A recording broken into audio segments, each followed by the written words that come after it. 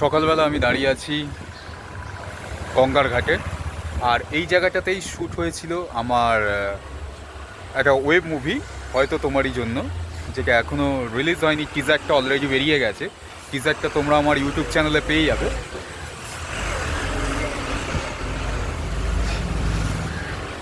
গঙ্গার ঘাটে কেন?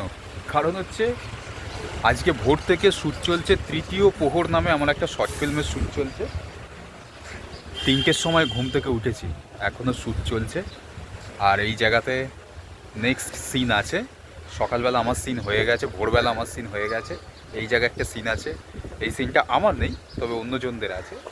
তো আমি সেই জন্য এখন ভোরবেলা রয়েছি। আর শর্ট ভিডিওগুলোতে আমার প্রত্যেকটা মেকিং ভিডিওগুলো দেখতে পাবে। আর একটা কথা হচ্ছে, আমার আর একটা ছবি হয়তো তোমারই জন্য, হয়তো তোমারই জন্য এইখানটা শ্যুট হয়েছিল।